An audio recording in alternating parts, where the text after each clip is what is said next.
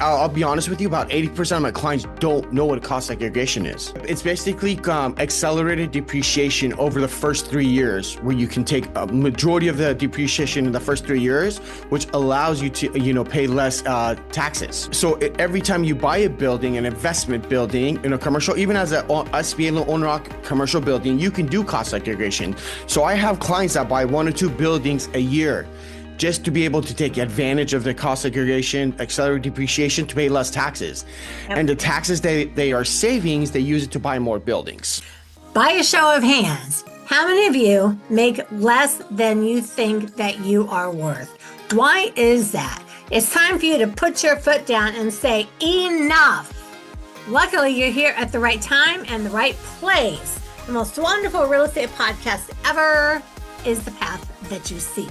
I'm Dwanbenttwyford, and I have closed over 2,000 deals. I've been investing for over 30 years. I've seen all the markets, and I've done over $500 million worth of deals. I mean, think about that. $500 million worth of real estate. And I have a heart for you. I want you to walk my path with me. Your life is about to change. And do you know why? Because it's time to thrive in 25. Say it with me. It's time to thrive in 25. It's time to thrive to 25. Enjoy the show. Hey, everybody. Welcome to the most wonderful real estate podcast ever. We just hit 1 million downloads. So thank all of you for that. It was a very exciting day for me to finally hit 1 million. So now we need to work on 2 million. So listen, share, tell your friends. Find me at Dwanderful.com. I took my first name, Dwan, and Wonderful, and made a new word, Dwanderful.com. And I'm excited to bring you another really amazing guest. I want to make sure I don't butcher the name, Kamyar Rezaie. Yes, thank you for having me. Did I do it right? Yes, you did. See, I've been working on it, Kamyar. So he's going to share what he does, and we're going to have some fun. So we always just like dive right in. So Kamyar, how are you today? I'm well. How about yourself? I'm good. I'm really excited to hear. Thank you for taking time out of your day. We over here at the Dwanderful team realize how valuable your time is, so we appreciate it when someone spends their time with us. Thank you. So I like to just, instead of going through all your stuff, I just like you to tell us in just a couple of sentences, just a few sentences, what you do, how we find you online, and then I'm going to ask you some fun questions and find out how you came to be who you are today. All right. So I'm a commercial real estate advisor. I help on the lending side on different, lending platforms in terms of, we have SBA loans, we have CMBS loans, we have conventional loans, life insurance money, all the different avenues.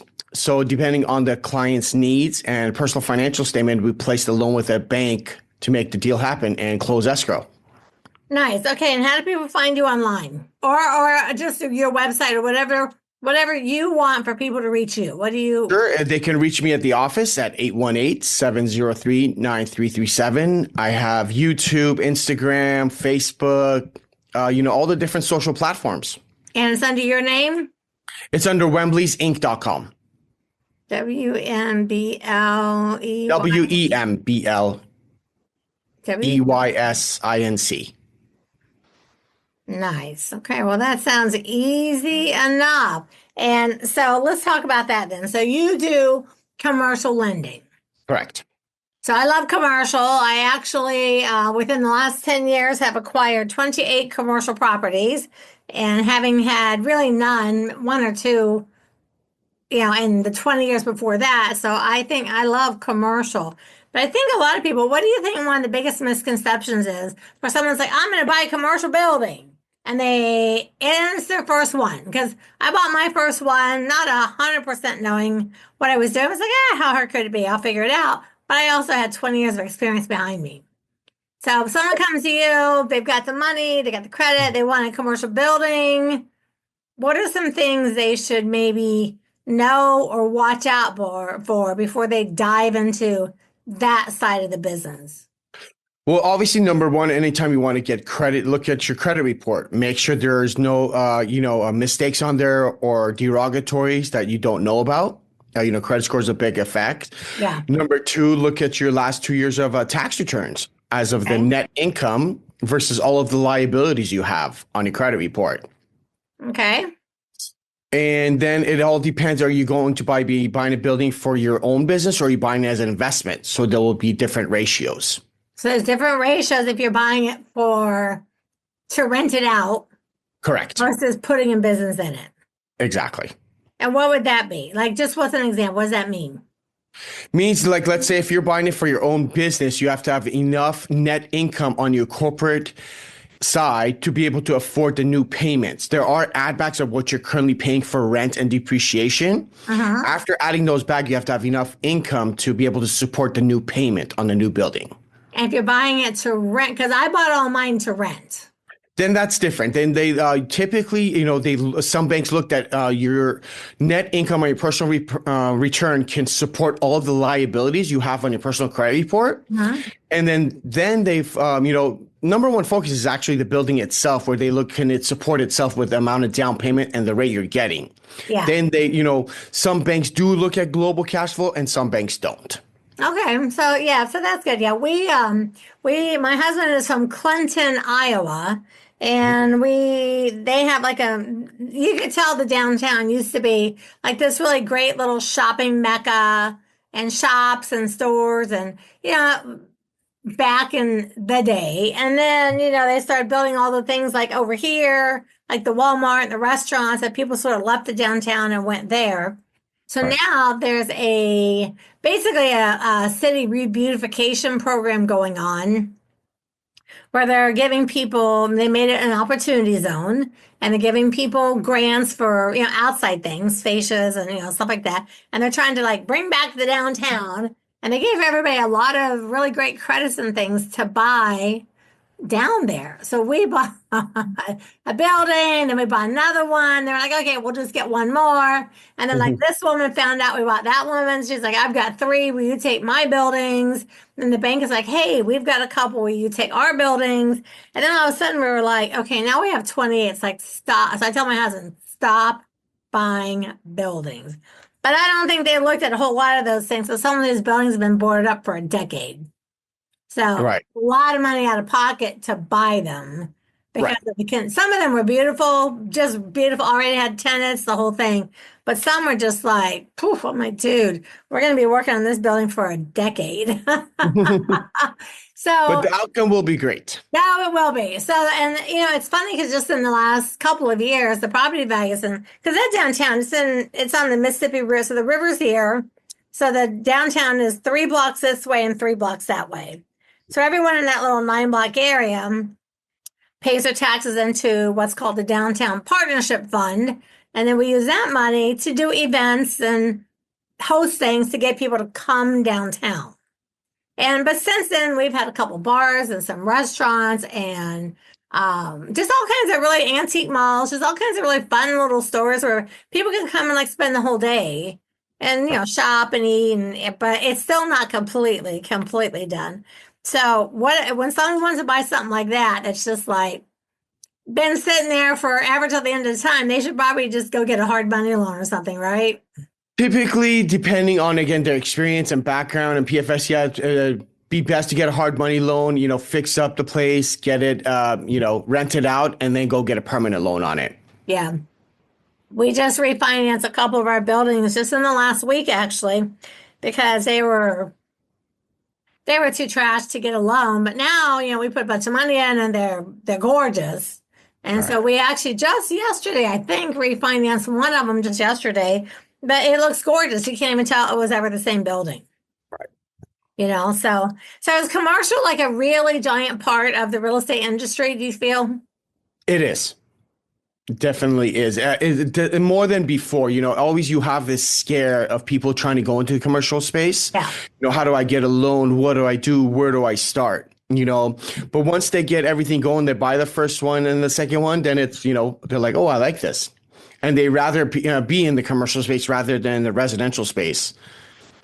And what do you think is like the benefit of being in? Because like I know for me personally, but like, it's nice for people to hear what you think. What do you think the difference, the benefit is of being in the commercial space versus the I think the residential? main thing in commercials, you're less hands-on versus residential. I agree. Especially on, let's say on these industrial buildings and stuff like that, they're really, as an owner of that building, you have no responsibility. The tenant takes care of everything. Yeah. You're literally just getting rent every month. Yeah. Our tenants have to pay the electric, the water, the heat. They have to clean their own sidewalks when it snows. Right. You have to do a lot. But then if something breaks, like one of our boilers went out it's a big 4-story, very old building with an old boiler in it. And Sure. that thing was $60,000 to fix. I was like, the hell? But we're in the process of taking each unit and getting them their own, heat and air one by one. But the whole thing to do that is a lot more than the 60 that it was to fix the boiler. So sometimes these old buildings, it's a lot to get them Up to par. completely up to par. But once they are, I mean, I feel like they're just gold mines. Right. A lot of Right. people, I mean a lot of people, I've been investing for 35 years. I mean a lot of people that are just like, oh, I don't want to do commercial. It's too scary. But I'm like, I don't understand. Like, what are you afraid of? Like, I don't understand what they're afraid of. Because it's like you'd rather have a bunch of, and I have tenants too. So you'd rather have a bunch of single family homes and a bunch of tenants than a building. Like, That's exactly my point. I don't get it. And I mean, for me personally, when I started off, I rehabbed, then I became a wholesaler, and then I became a landlord, then I stayed a wholesaler, and then I bought like a building, and I bought a building, and then just wholesale, rehab for 12 years. It's like, I'm going to buy more commercial. And then once you start commercial, you're like, oh, this is great. I don't know why I waited so long to do this. But I Right. think for me too, there was nobody really to teach me more about it because I learned kind of seat in my pants, in my whole entire business. And I didn't know a lot about it or like the funding and the things like that. Now, do you help people with any kind of education, teaching? Do you do that? Oh, yeah, I educate them. I tell them, everything that's going on. I always advise them to get a very good accountant if they don't already have one. Because, there are there is also the accelerated depreciation of 1031. No, I'm sorry, not cost segregation. Yeah. And learn about 1031 if they're going to sell to put their capital gains in, defer them. There's 1031 exchanges for like DSTs they should learn about in case they can't find a replacement. There's a lot of different rules that are working in their favor that they just need to know about. So do you hold any kind of classes or any like, hey guys, I'm going to teach you about this, or you just work with each individual person? It's one-on-one. Well, that's really nice. If someone comes to you and they're like, hey, I heard you on Dwanderful and I mentioned in mine some buildings, you would sit and talk about all I would see where they are, what they've done. Like, I'll be honest with you, about 80% of my clients don't know what cost segregation is. Well, explain that. What is cost segregation to all the new folks? Right. So I'm not an expert at it. I could just give you a very broad idea. It's basically accelerated depreciation over the first 3 years, where you can take a majority of the depreciation in the first 3 years, which allows you to, pay less taxes. Yes. And so every time you buy a building, an investment building in a commercial, even as a SBA owner commercial building, you can do cost segregation. So I have clients that buy 1 or 2 buildings a year just to be able to take advantage of the cost segregation, accelerated depreciation to pay less taxes.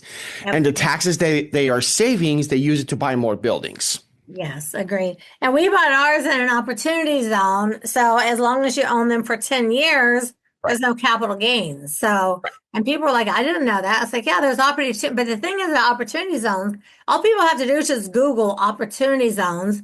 And there's all kinds of sites that'll just come up with all the different states. Click your state, click your area, see where you want to buy. And even in the little town in Clinton that we buy, my son buys single family homes. He's like, no, I'm staying in my space. My daughter, they're like, my other daughter said, I want to buy commercial. So they're all kind of in different spaces in there. But people don't realize that even in, like, for example, Clinton, Iowa was like 25,000 people. In the neighborhoods, they'll have, like this block is an opportunity zone. This block is not. This block is not. And this block is. They're like, why is that? I'm like, well, this block must have been really run down looking, and the city wants someone to come in and buy it and rehab it and rent it and fix up the neighborhoods. But then also properties can be in opportunity zones.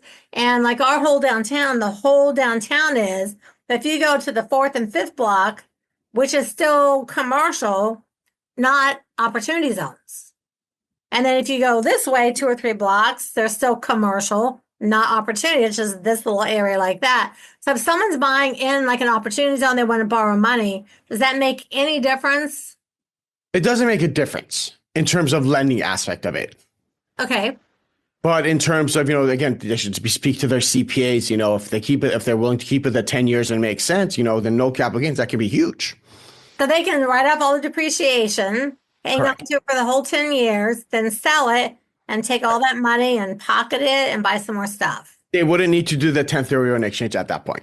Oh, yeah. The 1031. So explain to people what that is. I find out that 99% of people, if I tell them about that, they just have this blank look. They have no idea what a 1031 exchange is. Right. So 1031 exchange is basically when you own an investment property and you sell it and you have a good amount of capital gains and profit out of it versus paying, capital gains taxes on it. You put it with a 1031 accommodator and you locate another property and you buy another property with those funds and you're deferring your capital gains taxes.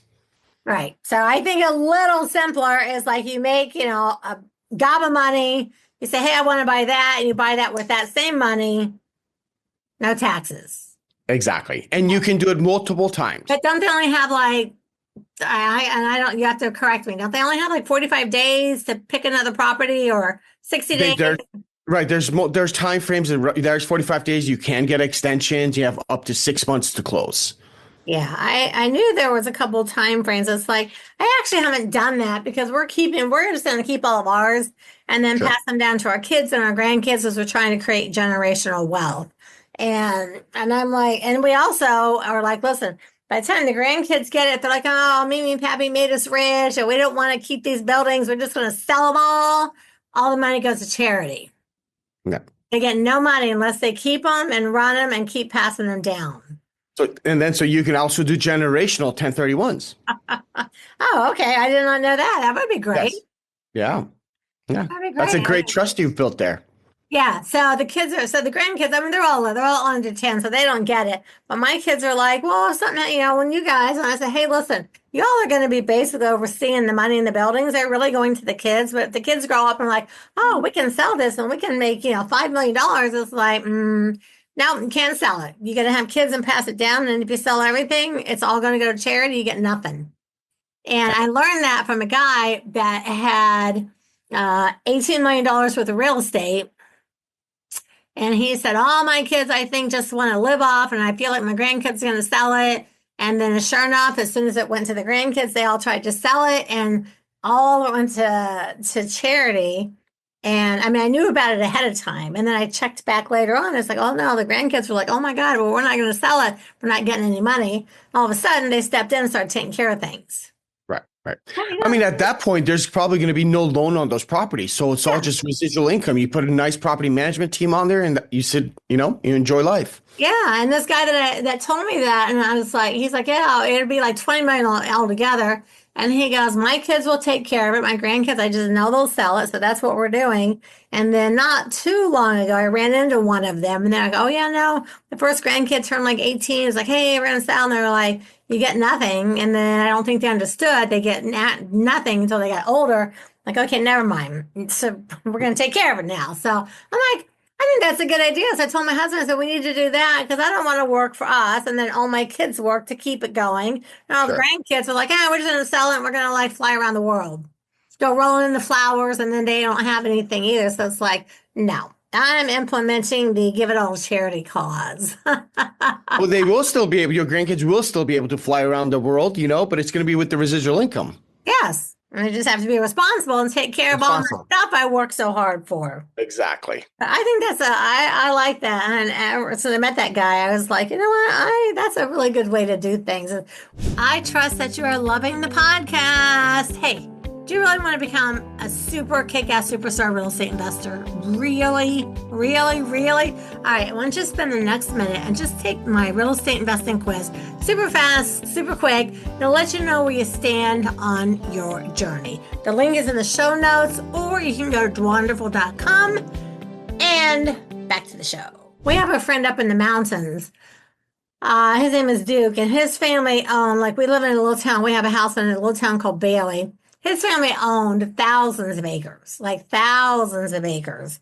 And so he's my age, but I've known him for like 20 years already. So when his parents passed away, they basically left it to the grandkids. And then like Duke and his brothers and sisters are just like taking care of everything, and they get X amount of money and this and that. And then he said, yeah, but all the grandkids are going to probably want to sell everything. And when it's their turn, and I said, well, is there not anything after that? And they were like, no, his parents passed it to the grandkids with the adult children that are, my age, like taking care of it, earning money, managing whatever, but they can't sell or do anything until it gets to the grandkids. He's like, no, they're all going to sell everything. And then that also made me think like, well, I'm not going to let my kids do that.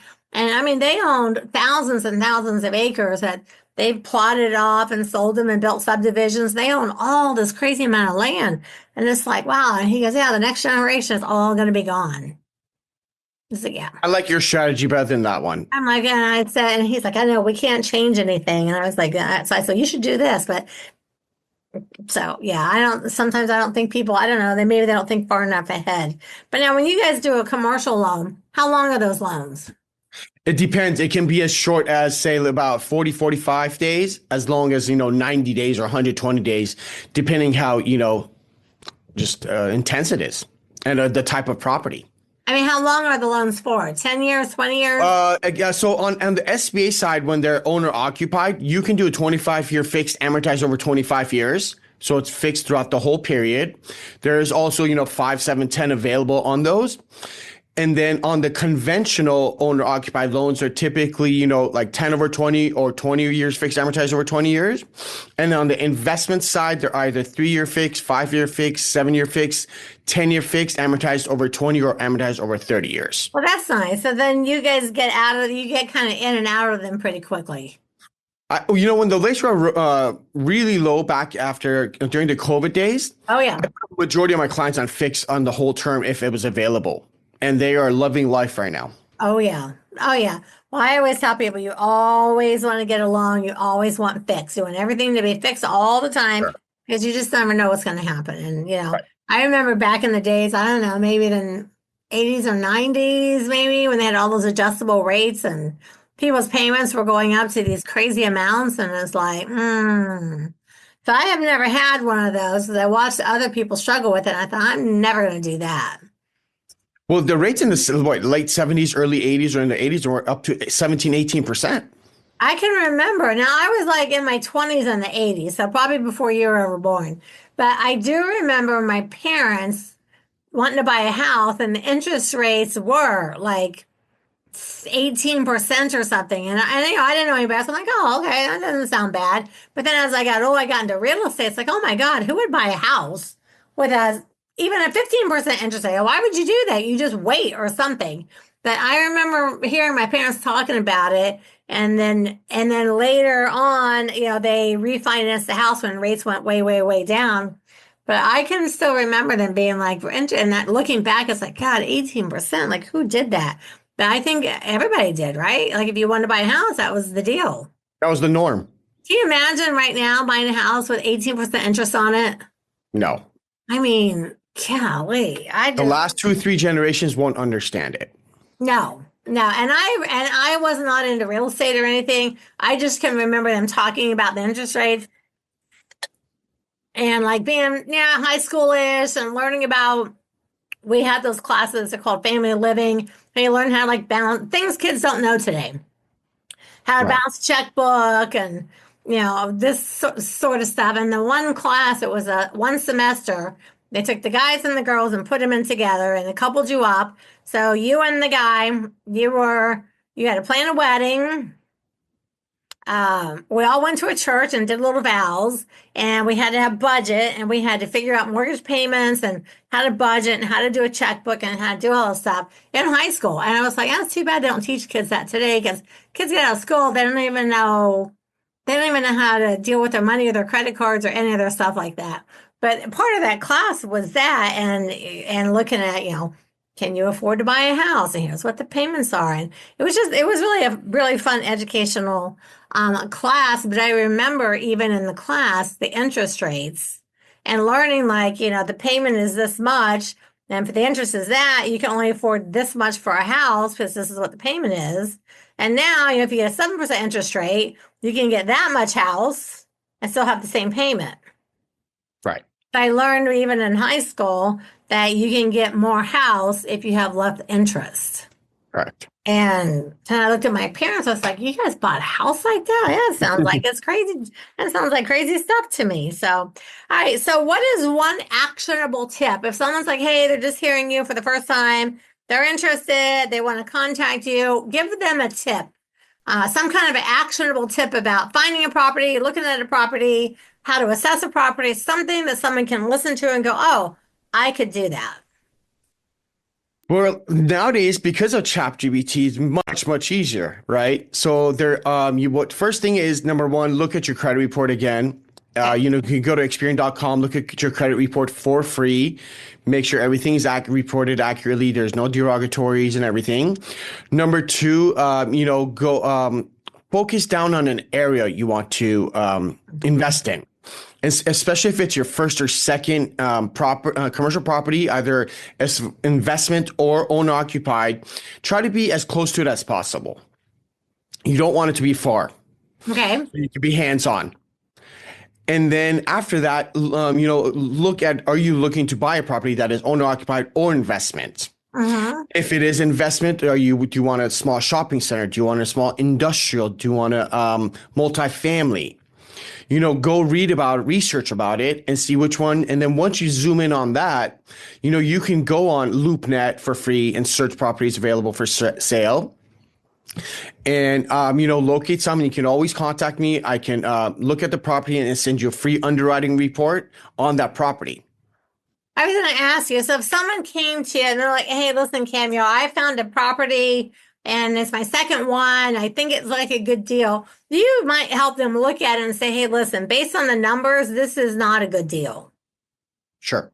Because not that you went alone on it, but would you help a person like, based on all this, like, these are the reasons this is a financially not a sound deal? Like, do you step into that role and help people? I'll step into that after I give them a CoStar underwriting report. I have them review it. First, I want to see what their analysis is after reviewing the report, and then I could give them my thoughts. Yeah. I always feel like if you're in any area of investing and you have experience, I feel like anybody should go to, especially anybody new, like, "Hey, listen, I know, like, I get students like, 'Hey, I want to buy this house.' I'm like, 'I know you want to buy this house, but here's the reality of you buying this house. So if you want to buy it, but I'm recommending not." Right. I feel like we should help, No, definitely I help them, but I want their analysis. Right. I want their analysis. I want to see what their gut feeling is, how they're approaching it with all the information that's being given to them. Yeah. And then I can say, are you parking your money, or are you trying to, grow your money?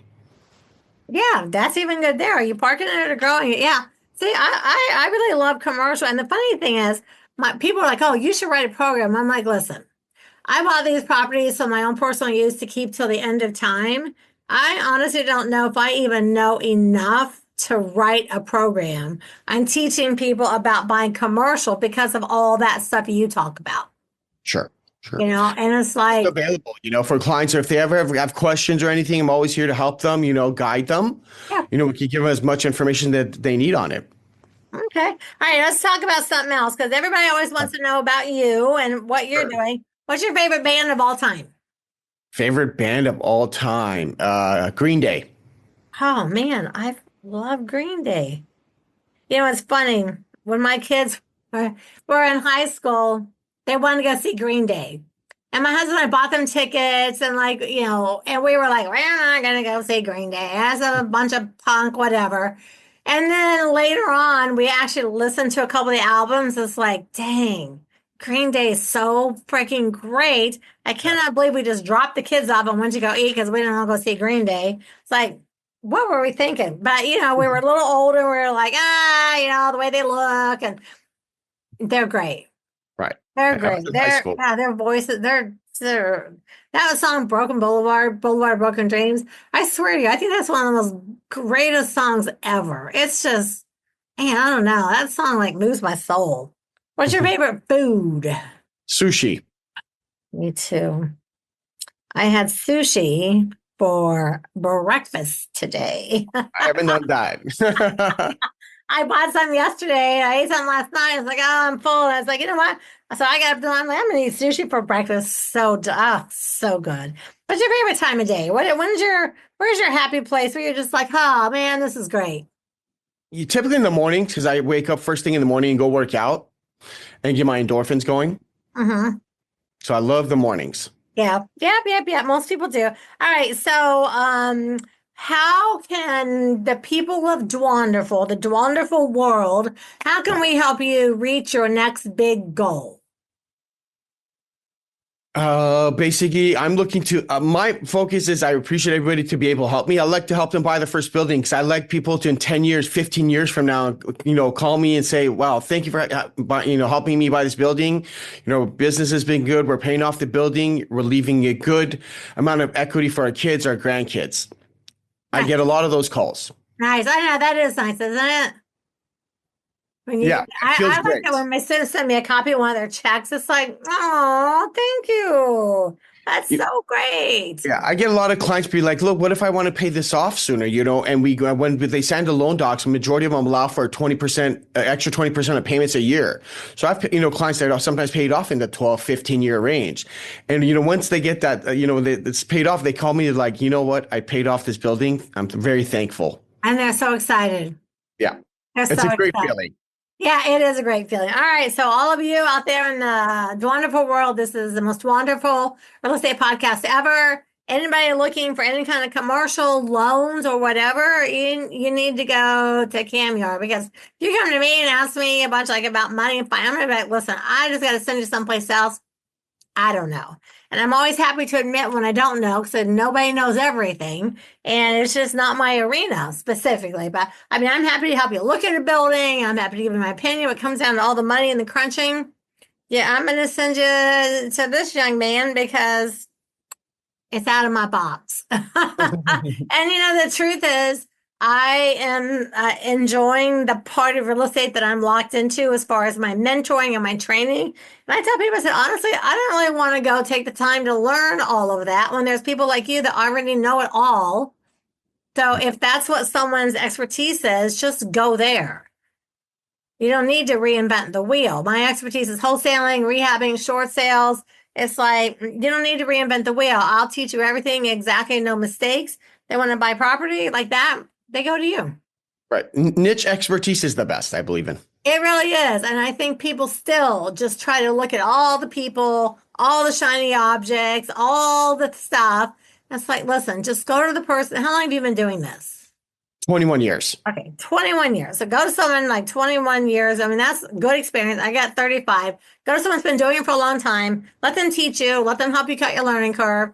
And I tell people, like, stop trying to reinvent the wheel. Stop listening to this webinar and this thing and that shiny object, and then try to put it together yourself. Just go to someone that can just help you. Right. Right?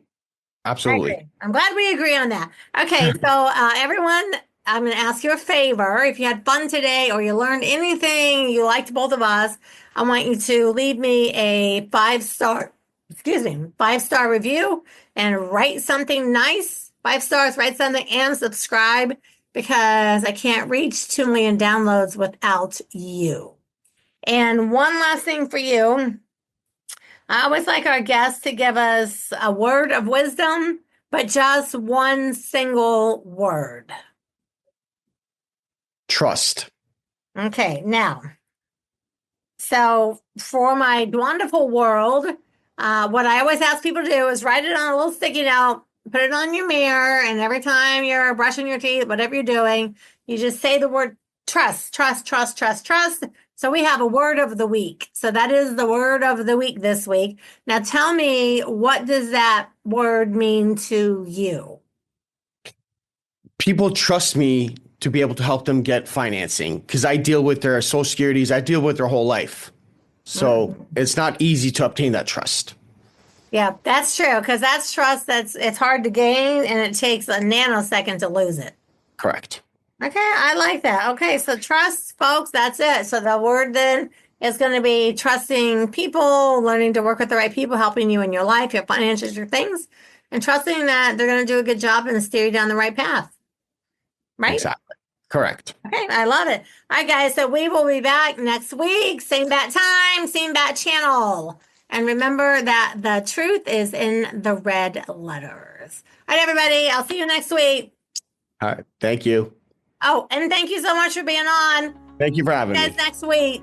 I am so glad that you stuck around. I almost forgot to tell you. In addition to having this amazing educational podcast, I'm now able to work with you one-on-one. Yes, one-on-one, you and me working together, and have a 3-deal guarantee. 3-deal guarantee that you'll close 3 deals. So you have nothing to lose. You have everything to gain. Take the quiz. Go to Dwanderful.com. Take the real estate investing quiz. See you on the other side.